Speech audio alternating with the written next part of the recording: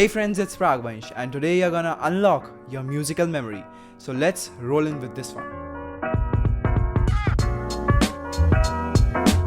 So initially what happens is, when we see our keyboard for the first time, the first thought that comes in our mind is the enjoyment, is the excitement that we are feeling towards that keyboard or the piano that you are going to learn as a skill now. And maybe you would opt it as a career or maybe as a profession. So first of all, when this thought comes in our mind, we just don't the thought of the practicality that will go into it just don't strikes our mind. But the moment it strikes, it's a very thoughtful moment, because as we just start to play piano, as we just start to learn it, it's a pretty tricky and a pretty, we can say, mindful job. You need to put all your concentration, your mind into it, because musical theory is the hardest of the hardest theories that you would ever heard of. So as you start playing it, you just know that yeah, it's not that easy, and that's the moment when you just stop being excited about that. And that's what is not meant to be happen, because the moment you are not excited about music, the moment you are not passionate about music, or the moment you are not very much into music, you're not able to learn it. So the first thing is just to make your interest into it. And the only way by which you can make your interest in music is just to practice it without interest. I know it sounds a bit messy, it sounds a bit confusing, it sounds a bit cliche maybe, but yeah, that's the truth. You have to spend 1 or 2 weeks of practicing keyboard hardly to just make your interest in it. Just think of the first time you went to school. You were not happy.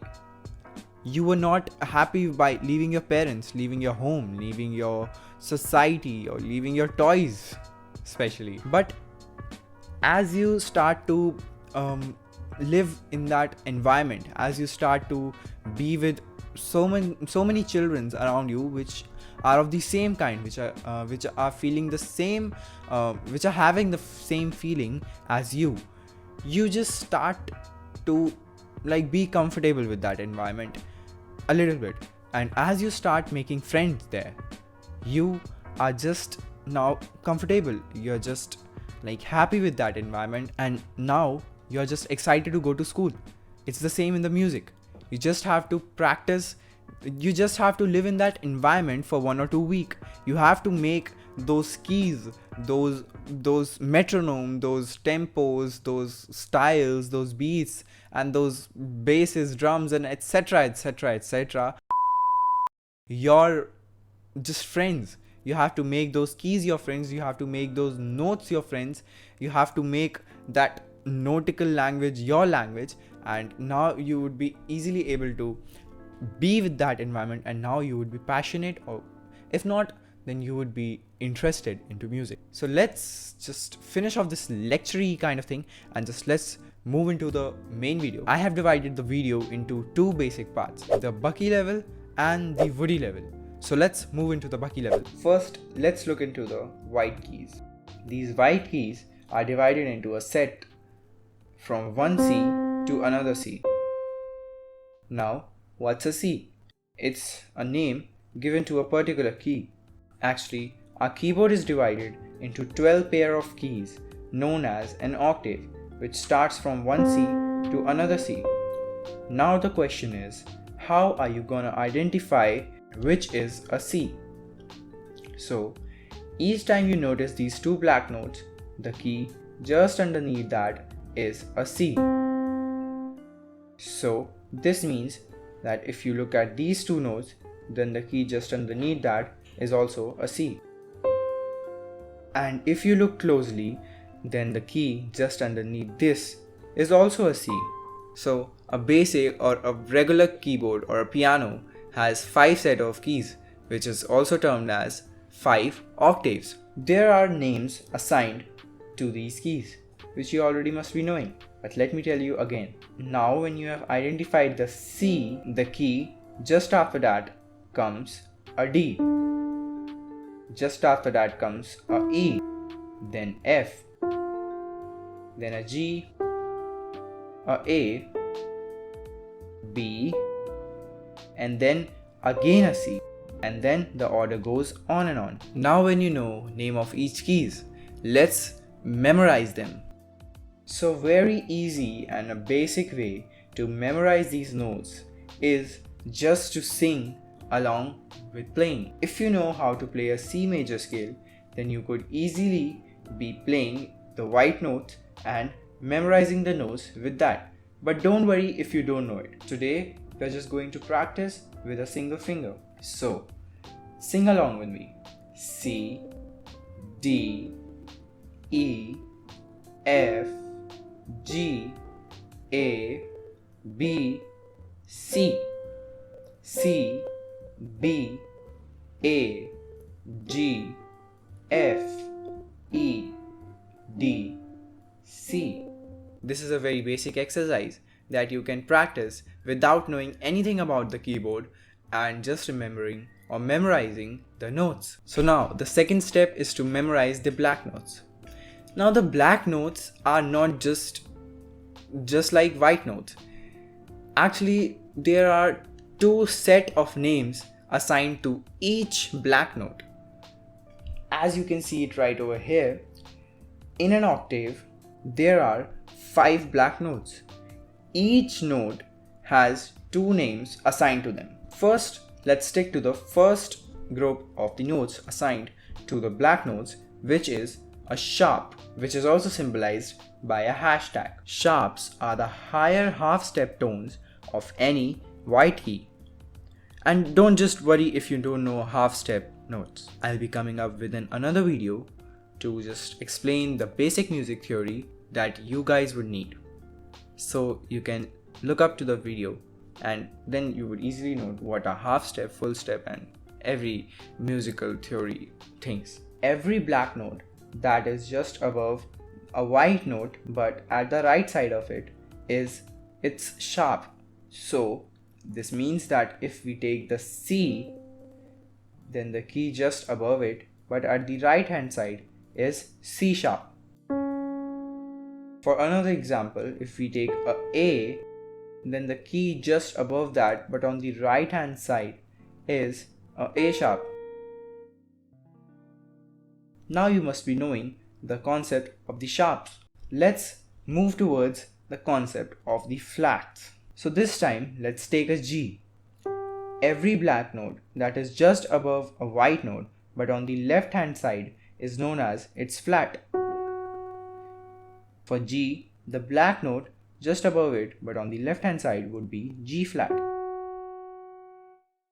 And similarly, if we take B, then this key on the left hand side but on the top of B would be B flat. Now you must be thinking that why was I telling you that each key has 2 names? Let me explain it to you. Now if you see, I told you earlier that this key with the perspective of A would be A sharp, but this key when I told you in the perspective of B, then it was a B flat.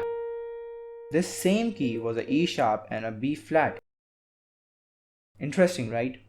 Now if we look towards this key, then according to a C it's a C sharp, but according to a D it's a D flat.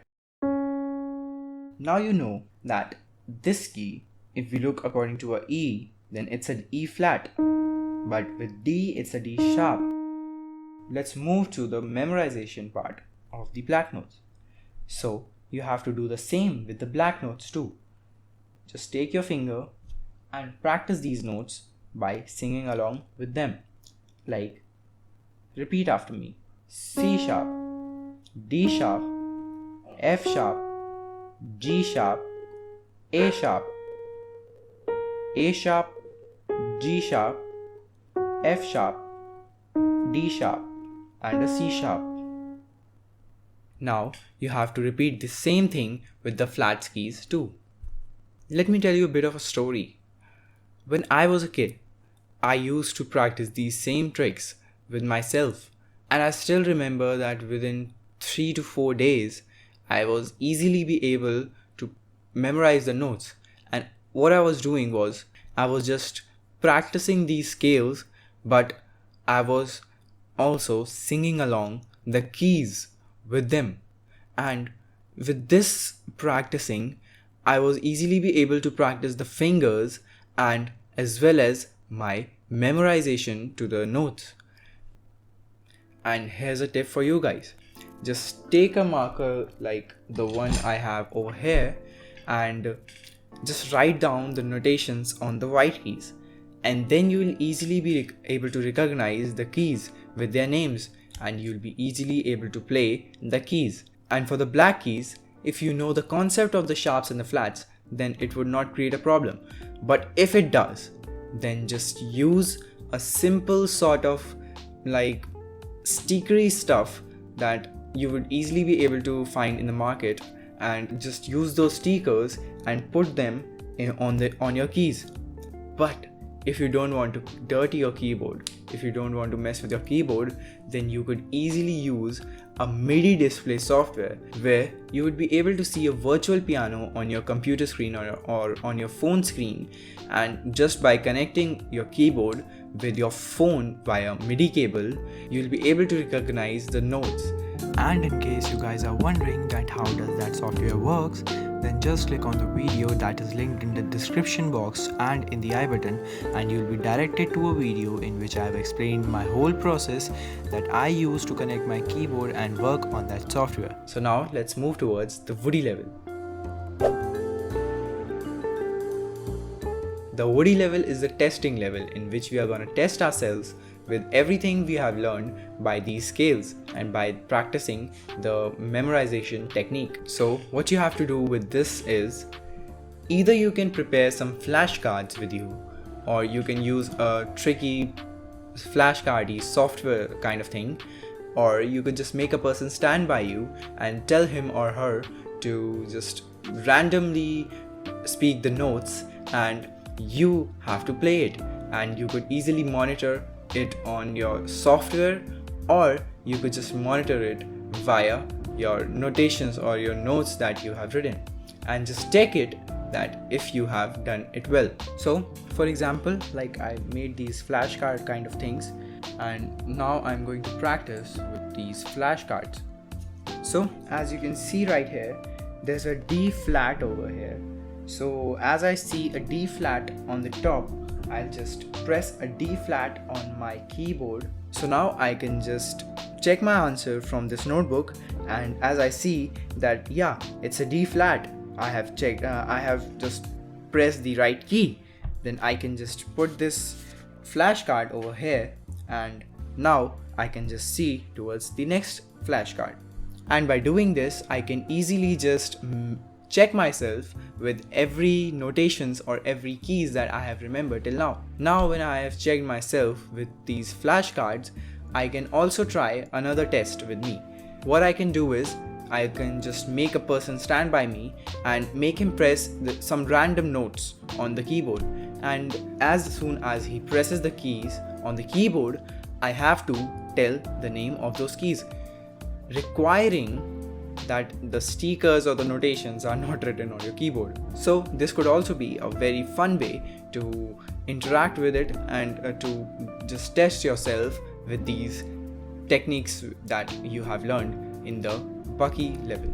So now by applying these two very simple tests, and just by applying these techniques that you learned in the Bucky level, you can easily memorize these notes very frequently and very magically, and within 2 to 3 days you will be able to memorize these notes if you just practice.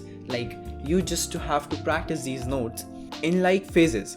You have to practice these you can just make 3 phases throughout the day, or any sort of a block of time when you are free. You can just sit on a keyboard and only for 10 to 15 minutes, or like just practice each exercise only 5 times a day, and you will see yourself improving so much, and within like a week you'll be magically improving in your memorizing stuff. Thanks for watching. If you like the video, please hit the like button and subscribe to our channel, and I'll meet you in the next one. And as we say, stop wishing, just start doing. Good luck.